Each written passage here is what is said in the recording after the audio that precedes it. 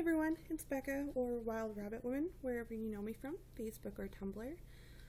This is my second video for the 30-day vlog challenge that my friend MK put out to all our artist friends, and decided to take her up on that challenge. Why not? It'll keep me on track with what I want to get done. So I got a lot of questions from my first video on Tumblr and Facebook. If you guys want to ask me questions, go ahead and post it down in the comments below, and I'll go ahead and answer those, or at least pick several of them to answer. I've got a lot of questions that I'm going to try and get through with this video tonight. There's not a lot to show for today. Mostly today we were prepping for this weekend's projects.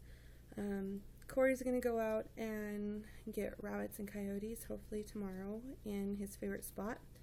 So we set up a skinning rack, took care of all the house stuff, and just kind of prepared for everything, got our supplies ready. So that's pretty much all we did today. I didn't have my other kids that I nannied for the better half of the day. I only had them for 4 hours in the afternoon today. So I was able to get a lot done this morning. So that kind of knocked down a lot of our to-do list. So I'm just going to go ahead and jump right into these questions. Where is your favorite place to go? Or like best place to find bones? For us, since we live in the high desert, we just go out in the desert. There's tons of coyotes, there's hogs, I mean there's all kinds of animals like roadkill and everything. Where we live is pretty much at the base of a mountain, so we tend to just go out there and see what we can find. The last couple times we went out there, we haven't found a lot of big pieces, but we have found some really interesting pieces. So I'll go ahead and show a couple of those. This is pretty much all the stuff that we had found today, or the last couple times that we went out there. So this one is a paw. Still has the marrow in it and everything. It's all connected. Thought it was really cool to pick it up. We also found a small jaw piece, and all these are pretty much sun bleached and ready to go, just a little dirty from being out in the desert. There's also a little shoulder blade piece that we found. We also found seashells out there, because there's a river that goes through there, and there's freshwater clams that are out there, and there's tons of raccoons and different animals like that could easily go and grab them. Goose are out there too, and the river's not very big, it's more like a stream, but we can't like go to the actual river because it's on government land, so we go to the mountain right behind it, which is perfectly fine and open, and just kind of go out there and see what we can find. One of the last times we went out there, we found rusted pieces of an old mining sled and took those too. I'll show those next video. They're away too far for me to go grab. So how do you tan? Basically we're just salting the hides right now, and then we're gonna test out a couple different methods for tanning, either brain tanning or a couple other suggestions that we were told that would be great. I'm still really beginner. I mean, this is our first real big project, so we're gonna try it out and see. It's something that we've wanted to learn how to do for a long time. We're just finally in a place where we can actually set up and do that. The person who owns this house, or the person who owned it before them, I'm not sure, built on these other additions to this house and made the actual living space bigger, and set up this, what we thought was just a regular storage unit when we first moved in, but it's actually a workspace. There's tons of shelving and a big workbench, and you can see outlines on the wall where they actually kept their tools hung up, so, and it locks and everything, so it's a really good place for us to do that kind of stuff.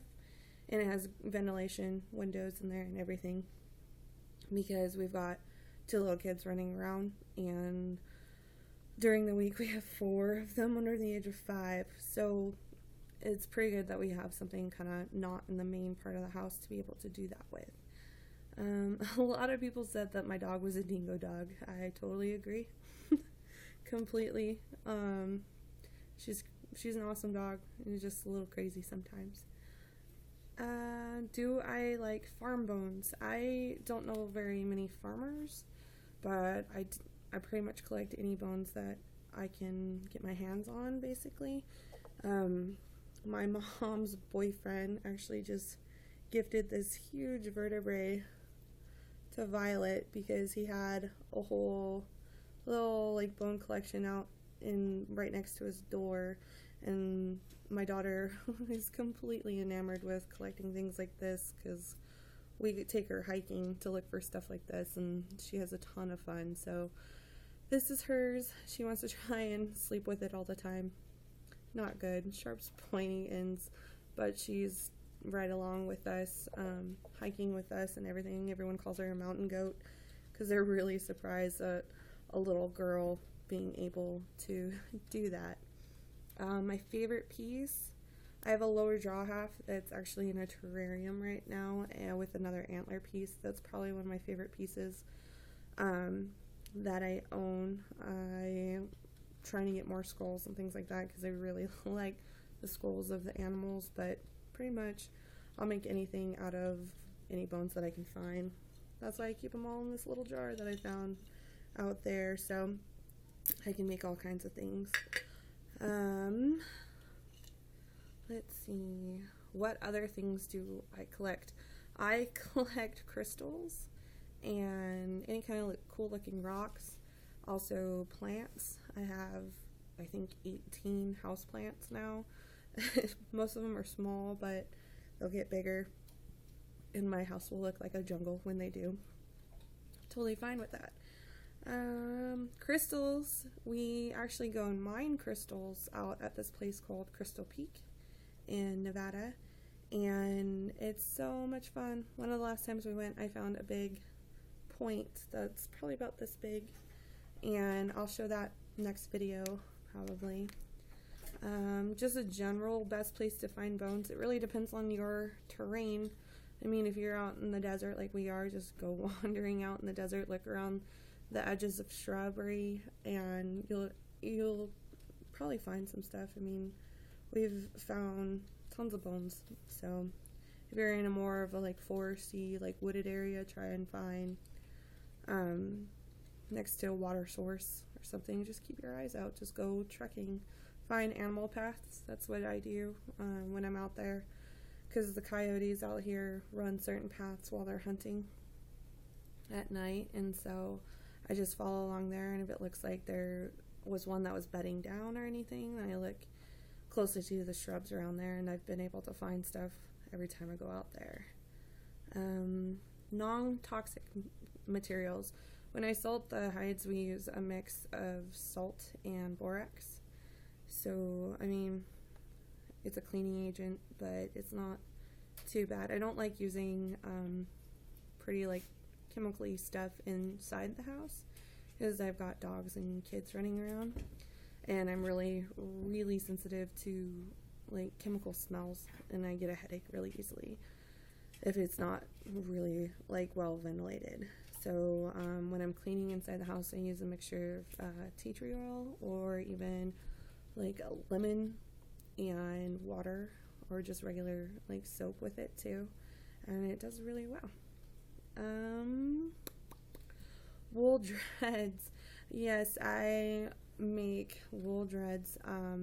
Every year there's a big festival out by us called Burning Man, and I know some of you will know what I'm talking about, but I braid hair and make wool extensions for people who are going out there, and it's been pretty good. During like 3 weeks before Burning Man, I'm constantly braiding hair. These last couple of years I haven't done too much because I've been pregnant and had a newborn, but other than that, I mean, usually every year I'm busting out hair, which takes anywhere from like 4 to 8 hours depending on how much hair they have and how much like they want done and how elaborate they want done. I make these out of wool roving, and pretty much just soak sections in hot water and a mixture of soap and sit there and roll them and felt them, wet felt them, and it takes forever, but yeah, it comes really great, and I can braid them in myself on my own head now. These have gotten loose because I've been wearing them for a couple of weeks, but usually they're close up to the ear part, and they last like 4 to 6 weeks, and you don't have to dye them, so your color is always really vibrant, and they make my hair grow faster, so that's why I like putting them in a lot. Let's see, what else? I think that's about all the questions, actually. So, yep, just prepping today for all the awesomeness we're going to be doing on Saturday and Sunday, and getting ready to put things in our boneyard and salt the hides and getting them prepped for tanning. And so it's not a really crazy day today. I'll probably be working on the light fixture stuff that I was talking about in my last video tonight, and just hanging out and enjoying some company with my husband. That's about it. So again, if custom orders. Last question. I do custom orders. If you're looking for bone jewelry or feather jewelry, just know that it's pretty much luck of the draw of what I can find, and what I have in stock, basically. So if you want some custom jewelry orders, just go ahead and shoot me a message or leave a comment down below. Other than that, I make bags and all kinds of things. So if it's not jewelry related, just ask me and I'll let you know if it's feasible, and we'll work out something, basically. But yeah, thank you for all the questions. It was really awesome to get that many questions on my video and on my first video. Just keep them coming in so I have material to talk about. Tomorrow I'll be able to talk about more about what we're doing, because he'll be home by the time I'm doing a video, and I'll let you know how successful we are. But yeah, thank you for watching my videos, and I will see you tomorrow. Bye!